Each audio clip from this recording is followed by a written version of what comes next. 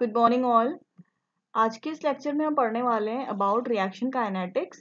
तो reaction kinetics में हम पढ़ेंगे zero order reaction, zero order, first order and second order reaction. और इस सबको हम पढ़ रहे हैं drug stability in subject physical pharmaceutics. And I am Nancy Gupta, assistant professor. So आज का लेक्चर स्टार्ट करते हैं। तो स्टार्ट करते हैं विद द काइनेटिक्स। काइनेटिक्स क्या होता है इसको सबसे पहले जानते हैं। तो काइनेटिक का मतलब क्या होता है ये देखते हैं। Kinetic originates from Greek kinetikos that in turn originates from Greek kinetos, जिसका मतलब होता है मूविंग। तो काइनेटिक का मतलब क्या हो गया in very short, moving. Kinetic क्या होता है? It is the study of how a system change as function of time. ये वो स्टडी है जिसमें टाइम के अकॉर्डिंग कैसे फंक्शन में चेंजेस होते हैं काइनेटिक में, उसकी स्टडी करते हैं। ओके, तो यहाँ पे हम रिएक्शन और जो प्रिपरेशन बनाते हैं उसमें टाइम के अकॉर्डिंग क्या क्या चेंजेस होंगे उसको हम काइनेटिक स्टडी में पढ़ते हैं। तो यहाँ पे सिंपली वे में आप जानिए इस डायग्राम में देख के कि काइनेटिक का मतलब होता है मोशन और मूवमेंट। और किसका मोशन और मूवमेंट? वेलोसिटी, रेट और रेट ऑफ चेंजेस। ओके, अब काइनेटिक अप्लाइज टू, काइनेटिक की जो स्टडी है किस किस में अप्लाई और एप्लीकेशन होता है काइनेटिक का? Stability, incompatibility, dissolution, absorption, distribution, drug action at molecular level और एलिमिनेशन प्रोसेस। तो ये काइनेटिक के एप्लीकेशंस हैं। ओके, तो let us understand what is reaction kinetic. तो अभी आप लोग काइनेटिक के बारे में जान गए हैं क्या होता है, जिसका मतलब होता है मूविंग। अब किस चीज में मूविंग, हम लोग बेसिकली फार्मास्यूटिक्स में पढ़ रहे हैं।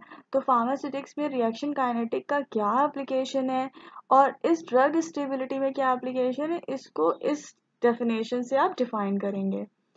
It is the study of rate of chemical change. ये वो स्टडी है जिसमें केमिकल में किस चेंजेस होते हैं किस रेट से, मतलब it is the study of rate of chemical change and the way in which this rate is influenced by condition. और कौन से तरीके हैं जिनसे ये रेट ऑफ रिएक्शन और केमिकल में चेंजेस होते हैं, कौन सी ऐसी कंडीशन होती है जो रेट ऑफ रिएक्शन को केमिकल चेंजेस में इन्फ्लुएंस करती हैं। Condition of concentration of reactant, कितना कंसंट्रेशन हो रिएक्टेंट का और प्रोडक्ट का, सॉल्वेंट का, आयनिक स्ट्रेंथ का एंड टेम्परेचर का। ओके, तो it is the study of rate of chemical change and the way in which the rate is influenced by condition of concentration of reactant, product, solvent, ionic strength and temperature। ठीक है, तो reaction kinetic वो study है जिसमें chemical changes की rate में changes आते हैं। कौन सी ऐसी कंडीशन है जिन कंडीशन से ये rate of chemical change influence होता है, किस कंसंट्रेशन में reactant, product, solvent, ionic strength और टेम्परेचर। तो दीज आर द कंडीशन जिस वजह से केमिकल चेंज के रेट में चेंजेस आते हैं। तो these are the condition which influence the rate of chemical change. Okay, that is known as reaction kinetic. Okay, ऐसी स्टडी को हम क्या कहते हैं? Reaction kinetic. So now understand कितनी तरह की rate, type of order of reaction होते हैं। तो what are the type of order of reaction? तो there are 4 type of rate of reaction, order of reaction. तो जिसमें है आपका zero order reaction, first order reaction, second order reaction and pseudo order of reaction. Okay, तो सबसे पहले हम जानते हैं जीरो ऑर्डर ऑफ रिएक्शन क्या होता है। जिसमें क्या होता है, रेट कांस्टेंट होता है और इंडिपेंडेंट होता है कंसंट्रेशन के of any reactant. First order में क्या होता है, reaction rate of change is proportional होता है ड्रग कंसंट्रेशन के। जो रेट ऑफ रिएक्शन जो चेंजेस होता है प्रोपोर्शनल होता है ड्रग कंसंट्रेशन के। सेकेंड ऑर्डर में रेट डिपेंड करता है product of two concentration terms. पहला, when you have two components reacting with each other or one component reacting with itself. Pseudo order reaction में for some reaction the rate of reaction may be independent. कुछ reaction के लिए rate of reaction जो होता है independent होता है concentration के of one or more reacting species over a wide range of reaction. These are the four type of order of reaction जो हम इस लेक्चर में स्टडी करने वाले हैं। अब rate and order of reaction होता क्या है ये जानते हैं। The rate of chemical reaction is defined as the velocity with which a reactant और रिएक्टेंट्स अंडरगोज केमिकल चेंज। तो rate and order of reaction क्या है, जिसमें हम रेट ऑफ केमिकल रिएक्शन को इस तरह से डिफाइन कर सकते हैं जिसमें वेलोसिटी के साथ रिएक्टेंट और रिएक्टेंट के केमिकल में चेंजेस आते हैं। Next, the rate of reaction can therefore be measured by measuring of change in the concentration of reactant or product in particular period of time। तो rate of reaction इस तरह से हम major कर सकते हैं और उसमें मेजर क्या करेंगे, change in the concentration of reactant के कंसंट्रेशन में चेंज और प्रोडक्ट के पर्टिकुलरली कितने पीरियड ऑफ टाइम में चेंजेस आते हैं। इस तरह से हम रेट ऑफ रिएक्शन को डिफाइन कर सकते हैं और ऑर्डर ऑफ रिएक्शन को बता सकते हैं। So let us understand what is rate of reaction। ठीक है, तो फिर से देख लेते हैं। It is defined as the speed at which the reaction takes place। ठीक है, तो दो हमारे रिएक्टेंट है, suppose A plus B, both are हमारे रिएक्टेंट्स। ठीक है, इन रिएक्टेंट्स के बीच में रिएक्शन होगी तो हमें क्या मिलेगा, प्रोडक्ट मिलेगा। ओके, तो वो स्पीड और टाइम जब हमारा प्रोडक्ट हमें मिलेगा उस टाइम और स्पीड को हम कहेंगे रेट ऑफ रिएक्शन। जब हमारा रिएक्टेंट के बीच में रिएक्शन होके प्रोडक्ट अचीव होगा उस स्पीड को हम कहेंगे रेट ऑफ रिएक्शन। ओके, तो रिएक्टिंग मॉलिक्यूल ए और प्रोडक्ट यहाँ बी बताया गया है। तो रेट कांस्टेंट हमारा minus D A upon D T, तो रेट कांस्टेंट होगा D B upon D T. Delta A change in concentration of A over time period delta T. Delta T हमारा क्या है, time. Okay, and delta B है change in concentration of B over time period T. A decrease with time A, इसलिए वो negative है। B increase with time B, so it is positive। Pseudo order reaction, तो सबसे पहले हम पढ़ेंगे what is pseudo order reaction। तो let us understand क्या होता है pseudo order reaction। तो are the reaction in which one of the reacting species is anxious। तो pseudo order reaction वो reaction है जिसमें एक reacting species जो होगी एक्सेस होगी and showing the order different from the actual order, और ये शो करेगी डिफरेंट फ्रॉम एक्चुअल ऑर्डर से। ओके, तो हम let us take a example hydrolysis of sucrose. तो यहाँ पे सुक्रोज की हाइड्रोलिसिस किस तरह से हो रही देख रहे हैं। तो ये सुक्रोज है हमारा और हमने एक reactive species pseudo order reaction में ज्यादा होती है, तो यहाँ पे H2O ज्यादा है, उसका उस आफ्टर सम टाइम हमें ग्लूकोज एंड फ्रक्टोज मिलता है। तो these are are products.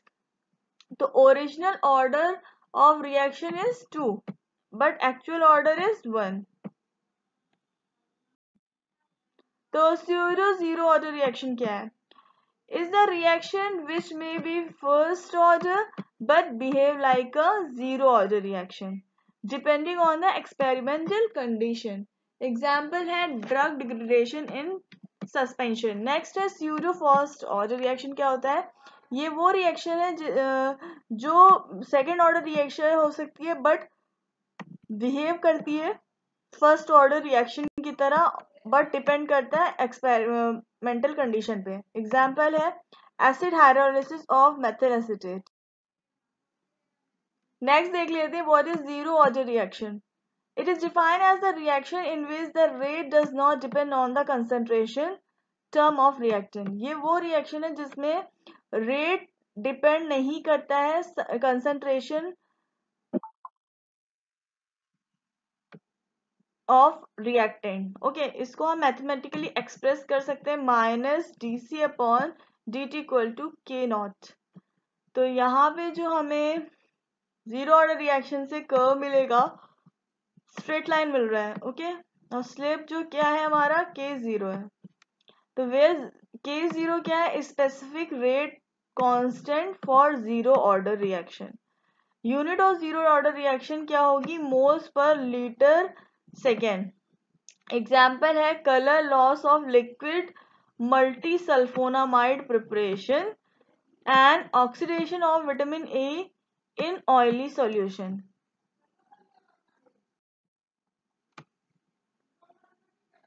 Half life of zero order reaction, तो इसको देख लेते हैं। It is the time required for concentration of reactant to reduce the half of its initial concentration in reaction. ये वो टाइम है जिसमें जो रिएक्टेंट होता है वो अपनी कंसंट्रेशन का हाफ हो जाता है, जैसे उसकी जो इनिशियल कंसंट्रेशन होता है उससे। ओके, तो ये इसका फॉर्मूला देख लेते हैं। C equal to A by two at T equal to T half. इसकी यूनिट है सेकेंड पर कंसंट्रेशन और मिनट पर कंसंट्रेशन या आर पर कंसंट्रेशन। टी हाफ क्या होगा? A by two K naught. तो ये है रिएक्शन हमारी half life of zero order reaction. Next देख लेते हैं what is self life of zero order reaction. ये डिफाइन कैसे देख लेते हैं। It is time required for the concentration of reactant to reduce 90% of initial concentration.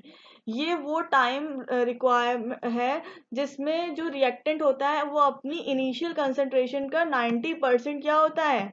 Loss हो जाता है। ओके, रिड्यूस हो जाता है।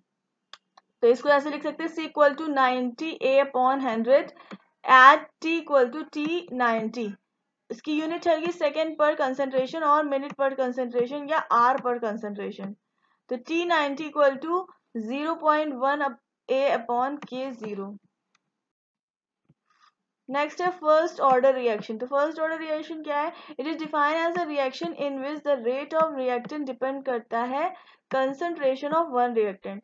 तो ये वो रिएक्शन है जिसमें क्या होता है, आपका रेट ऑफ जो रिएक्शन होती है डिपेंड करती है वन रिएक्टेंट के कंसंट्रेशन पे, और इसको हम मैथमेटिकली एक्सप्रेस कर सकते हैं minus D C upon D T equal to K one C. और इसमें जो हमें ग्राफ इस तरह से स्ट्रेट लाइन मिलती है और जो स्लोप होगा माइनस के होगा। एक्स एक्सिस पे सी और वाई एक्सिस पे D C by D T. तो K1 क्या है? स्पेसिफिक रेट कांस्टेंट है फॉर फर्स्ट ऑर्डर और इसकी यूनिट होगी मिनट इनवर्स और R -1 और सेकेंड -1। यह एग्जाम्पल होगा acid hydrolysis of ester, inversion of sugar, disintegration of radio active elements. Next देख लेते हैं half life of first order reaction. तो T half equal to 0.693 upon K1. Shelf life of first order reaction T90 equal to 0.105 upon K1.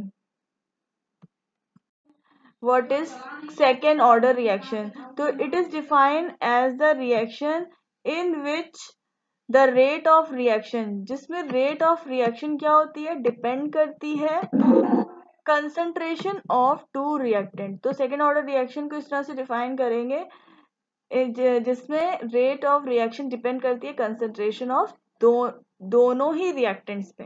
Okay, example A plus B equal to product हमें मिला है, तो इसमें rate equation को हम इस तरह से लिख सकते हैं minus D A upon D T equal to minus D B upon D T equal to K2 A1 और B1. तो this is the equation for second order reaction. तो यूनिट ऑफ सेकेंड ऑर्डर क्या होगी, litre per mole per minute. Example है alkaline hydrolysis of ester such as methyl acetate or ethyl acetate. Hydrolysis of chlorbutanol in presence of NaOH. Half life of second order reaction. तो इस second order reaction की half life कैसे लिखेंगे, T half equal to 1/AK2. Shelf life of second order reaction T90% equal to 0.11 upon AK2. तो ये आप इसके graph देख सकते हैं. This is graph of second order reaction. तो हियर आपका ऑर्डर ऑफ रिएक्शन एंड होता है.